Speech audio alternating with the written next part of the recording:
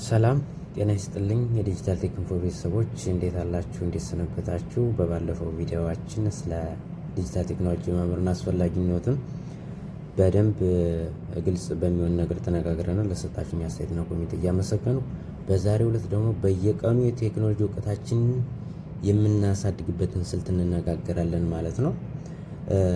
በዛሬው ፈጣን ዓለም ውስጥ ቴክኖሎጂ አማራጭ ሳይሆን የህልውና ጉዳይ እንደሆነ ባለፈው አይተናል። ከምንጠቀምበት ስልክ ጀምሮ እስከ ስራ ቦታችን ድረስ ያው ዲጂታል እውቀት የግድ ያስፈልገናል ማለት ነው። ብዙዎቻችን ቴክኖሎጂ ሲባል የባለሙያዎች ብቻ ይመስለናል። ነገር ግን መሰረታዊ እና በየቀኑ የሚታደስ የዲጂታል እውቀት ማግኘት ለማንኛውም ሰው የሚቻል ቀላል ጥበብ ነው። ስለዚህ እሱ እንዴት እናሳድገው የሚለውን እናያለን ማለት ነው። በዚህ ቪዲዮ ውስጥ በየቀኑ በምናደርጋቸው ጥቃቅን እንቅስቃሴዎች እንዴት የዲጂታል ቴክኖሎጂ እውቀታችንን ማሳደግ እንደምንችል፣ ራሳችንን ከሳይበር ጥቃት እንዲሁም እንደምንከላከልና የዘመኑን ቴክኖሎጂ ለስኬታችን እንዴት እንደምንጠቀምበት በዝርዝር እንመለከታለን ማለት ነው። የዲጂታል ጥበብ በአጭሩ የቴክኖሎጂ እውቀት የሚጀምረው ከመረጃ ነው። በየቀኑ ቢያንስ ለ20 ደቂቃ ያህል አዳዲስ የቴክኖሎጂ መረጃዎችን የማንበብ ልምድ ማዳበር አለብን። አንደኛ የዜና ምንጮችን መምረጥ እንደ ቴክ ክራንች፣ ዋይርድ ወይም በሀገራችን ያሉ የቴክኖሎጂ ድረገጾችን እና የቴሌግራም ቻናሎችን መከታተል ደግሞ የበለጠ ትክክለኛ መረጃዎችን መሰብሰብና ለራሳችን የሚጠቅመን በህይወታችን ሊያገለግሉና ለእኛ አስፈላጊ መረጃ ሊሰጡን በሚችሉ ዙሪያ ማተኮር አለብን። የቃላት መዝገብ ማዳበር ለምሳሌ ክላውድ ኮምፒውቲንግ የሚባል አለ፣ ኤአይ፣ አርቲፊሻል ኢንቴሊጀንስ፣ ብሎክቼን እነዚህ በተለይ በሳይበር ሴኩሪቲ በጣም አስፈላጊ የሆኑ ኢንክሪፕሽን እና መሰል ቃላት ትርጉማቸው ምን እንደሆነ መረዳት ያስፈልገናል። ምክንያቱም ብዙ የምንጠቀማቸው ሶሻል ሚዲያዎች አሉና በነዛ ሀክ እንዳያደረጉብን ራሳችን ለመከላከል እነዚህን ቃላት በሚገባ ማጥናት ያስፈልጋል። ከዚህም በፊትም ላይ ብያለሁ መረጃ ለመስጠት ሞክሬያለሁ ማለት ነው። ኢሜል ሰብስክሪፕሽን፣ ኒውስሌተርስ ጠቃሚ የቴክኖሎጂ መረጃዎችን በየቀኑ ወደ ኢሜይላችሁ የሚላኩ ድርጅቶች በመመዝገብ መረጃ ማግኘት ይቻላል። ሌላው እንግዲህ አንዳንድ ነገሮችን ቪዲዮዎች እናያለን፣ እንከታተላለን። እነሱን ደግሞ ወደ ተግባር መግባት አለብን። ለምሳሌ ስለ መረጃ ሲሰጠን ከነበር ያን መረጃ ሄደን ሰርች ማድረግ አለብን፣ ወደ አፕላይ ማድረግ አለብን ማለት ነው። ቲዮሪ ብቻውን እውቀት አይሆንም። ምክንያቱም እንሰማለን፣ የምንሰማው ነገር የበለጠ ደግሞ ስንለማመደው ነው ጠቃሚ ነው። ስለዚህ ዲጂታል እውቀትን ለማዳበር እጅን ማስገባት ያስፈልጋል። ስለዚህ የምንሰማቸውን የምናያቸው ነገሮች ነው በተወሰነ ነገር በየቀኑ እንቅስቃሴ ማድረግ እጅግ በጣም ወሳኝ ነው። አዳዲስ መተግበሪያዎችን አፕስ ወይም መሞከር ለምሳሌ የሆነ አፕ ጠቃሚ ከሆነ ትክክለኛ አፕ ሆነን ካረጋግጥ ነው ወደ ስልካችን አውርደን ስለሱ አጠቃቀም እያንዳንዷን ማየት ያለብን። በየሳምንቱ አንድ አዲስ የጥራት ወይም ፕሮዳክቲቪቲ መተግበሪያ በመጫን አጠቃቀም መረዳት። ለምሳሌ ጎግል ድራይቭ ምንድን ነው፣ እንዴት ነው ፋይል ማስቀምጠው ምናምን የሚሉት ነገሮች በዝርዝር ስለሱ ነገር አጠቃቀሙን ሀውቱ እያላችሁ ዩቲዩብ ላይ በመፈለግ ቪዲዮዎችን ታገኛላችሁ። እንዲሁም ደግሞ የምታውቃቸውን ሰዎች በመጠየቅ እውቀት ማዳበር ይቻላል ማለት ነው።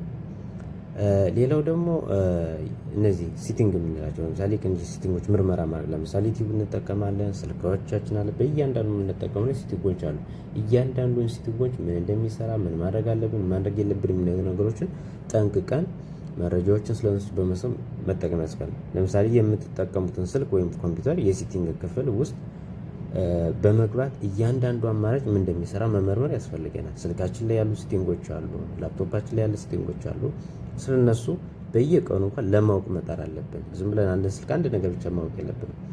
ሌላው አጫጭር ኮርሶች ለምሳሌ ኮርሲራ የሚባል አደሚያ ወይም ደግሞ ዩቲዩብ ላይ የሚገኙ የ10 ደቂቃ ሊሆን ይችላል ረዘም ያሉ ሀውቱ እያላችሁ ቪዲዮዎችን በመፈለግ ስለዛ የምትፈልጉ ሲቲንግን መረጃ ታገኛላችሁ ማለት። ስለዚህ አንዳንዴ ያፈላልግ መንገዳችንን ማስተካከል ይጠበቅብናል። ሌላው የሳይበር ደህንነት ንቃት ለምሳሌ ሳይበር ብዙዎችን እንሰማለን። እሱን ደግሞ እንዴት እንደምናስተካከል ማወቅ ይጠበቅብናል። የይለፍ ቃል ለምሳሌ የይለፍ ቃል ማለት ፓስዋርድ አያያዝ የጉግል አካውንታችን፣ ኢሜይላችን የምንጠቀማቸው በአጠቃላይ በሶሻል ሚዲያው ዘርፍም የነሱን ጠንካራ ስትሮንግ የሆነ ፓስዋርድ ወይም ደግሞ የይለፍ ቃል መፍጠር ጠንካራ የይለፍ ቃል መጠቀምና ቱ ፋክተር አውተንቲኬሽን መጠቀም መልመድ ያስፈልጋል። እነዚህ ነገሮች አንደኛ ተጨማሪ ኢሜይል ነው የሚያስፈልገው፣ ሁለተኛ ስልክ ቁጥር ነው፣ የመሳሰሉት ነገሮች በየቀኑ እንዴት ነው የሚሰሩት፣ ለምንድን ነው የሚያስፈልጉ የሚሉትን ነገሮች መጠየቅ ያስፈልጋል። ሌላው የማጭበርበሪያ ስልቶችን ማወቅ፣ ፊሽንግ ወይም ደግሞ የሐሰት መልክቶች እንዴት እንደሚለዩ መረዳት ያስፈልገናል። የግል መረጃችን ጥበቃ፣ በማህበራዊ ሚዲያ ላይ የምናጋራቸው መረጃዎች ያላቸውን ተጽዕኖ መረዳት ያስፈልጋል ማለት ነው። ሌላው ከአርቲፊሻል ኢንተለጀንስ ጋር ያለን ነገር ማስተካከል አለብን። ለምሳሌ ከኤአይ ጋር መነጋገር፣ አሁን ያሉት የመጡት ደግሞ ጥያቄ እንድንጠይቃቸው በድምፅም በጽሁፍም የምንጠይቃቸው ናቸው። እንደ ቻትጂፒቲ፣ ጀሚናይ፣ ክላውድ ያሉ መሳሪያዎችን ደግሞ ለዕለት ተዕለት ጥያቄዎችን መጠቀም ያስፈልጋል። ከዛ እነዛን ጥያቄዎች በደንብ መመርመር፣ ትክክለኛ መረጃ ምክንያቱም አጠያየቃችን ልክ ካልሆነ የጣመ ነገር እና አጠያየቃችን ማስተካከል ያስፈልጋል። ሌላው አውቶሜሽን ነው።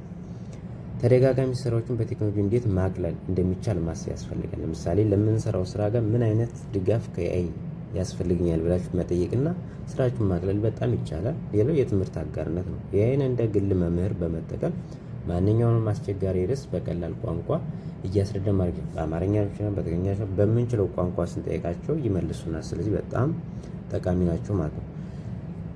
እኔም አሁን ለምሳሌ በምሰራው ስራ በየዕለቱ ላይ እጠቀማለሁ። ኤአይዎችን በጣም ነው የምጠቀመው። በትምህርት ዙሪያ፣ በሪሰርች ዙሪያ፣ በማንኛውም ነገር ላይ ለምትጠይቁት ጥያቄ በጣም ያቀሉላቸዋል። የብዙ ቀን ድካም የሆነውን በአንድ ቀን ሊሰሩ ይችላል። ስለዚህ እያንዳንዱ ነገር ማወቅ የበለጠ ስራችን ላይ እንድናተኩር፣ የበለጠ ስራችን ላይ ውጤታማ እንድንሆን ያረጉናል ማለት ነው። ግን እነዚህ ነገሮች የማናውቀውን ጊዜያችን ላላስፈላጊ ነገር በመዋል ማወቅ ያለብንን መያዝ ያለብንን በሰዓቱ አናዳበርም እና ቴክኖሎጂን በየቀኑ ቢያንስ ለተወሰነ ሰዓት፣ ምክንያቱም አእምሯችን ብዙ ጊዜ ይሄ የሚያስቅ ብቻ ነገሮች ላይ ማተኮር የለበትም። አንዳንድ ጊዜ እንዲህ ጠንካራ የሚባሉ ነገሮችን ለህይወታችን የሚጠቅሙ ነገሮችን ህይወታችን የሚያቀሉ ነገሮችን ማስለመድ በጣም ወሳኝ ነው። እንደ ማጠቃለያ በዋናነት የዛሬ የተነጋገርንባቸውን ነጥቦች ባጭሩ ላስታውሳችሁ፣ ይህንም እንድታደርጉ ፈልጋለሁ። ሁላችን ለሁላችን ጠቀም። አንደኛ ቢያንስ ለ15 ደቂቃ ስለ ቴክኖሎጂ አንብቡ በቀን 15 ደቂቃ። ምክንያቱም 4 ሰዓት 5 ሰዓት ከዛም በላይ እኮ በማሽከር ስክሮል በማድረግ የሶሻል ሚዲያዎችን ምንም ለማይጠቅመን ነገር እናሳልፋለን። እኛ ልንማር ማወቅ የምንፈልገውን ነገር ቢያንስ በቀን ለ15 ደቂቃ ስለ ቴክኖሎጂ ማንበብ፣ ከዚያ ያነበብነውን ደግሞ ፕራክቲካል ማየት፣ በሞባይል ኒሻን በላፕቶፕ ባለን ዲቫይስ ላይ የተወሰነ ልምምድ ማድረግ። ሁለተኛ አንድ አዲስ መተግበሪያ ወይም ደግሞ የሶፍትዌር አሰራር መለማመድ። ለምሳሌ ቪዲዮ ኤዲቲንግ ሊሆን ይችላል። ስለሱ ነገር በጣም አወርደን ስለዛ ኮርስ በመውሰድ መለማመድ። ሶስተኛ የዲጂታል ደህንነታችሁን በየጊዜው መፈተሽ ነው። ምክንያቱም አካውንታችን ቸክ ማድረግ አለብን። ፍሪ ነው ወይ አይደለም ወይ አክሰስ ተደርጓል የሚለው ነገር ቸክ ማድረግ ያስፈልጋል። 4 ደግሞ የኤአይ መሳሪያዎች ቅድም የጠቀስኳቸው እንደ ጀሚናይ፣ ቻትጂፒቲ፣ ክላውድ የመሳሰሉትን የዕለት ተዕለት አጋዦቻችን ረዳታችን ማድረግ ያስፈልጋል ማለት ነው። ስለዚህ ጠቃሚ ጎናቸው ምንድነው፣ መጥፎ ጎናቸው ምንድነው አይተን ጠቃሚ ጎናቸውን በመጠቀም ነው። ስለዚህ እነዚህ ነገሮች ሁሌም በህይወታችን ላይ እየተጠቀም ህይወታችን ማቅለል ያስፈልጋል። ስለዚህ ቴክኖሎጂን አትፍሩት፣ ተለማመዱት። በሚቀጥለው ቪዲዮ እስከምንገናኝ በቴክኖሎጂ የታገዙ ብሩህ ቀን እንዲሆንላችሁ ተመኘው። ጥያቄ አስተያየት ካላችሁ በኮሜንት መስጫው ላይ አስቀምጡልኝ። በሌላ ቪዲዮ እንገናኛለን። መልካም ቀን ይሁንላችሁ።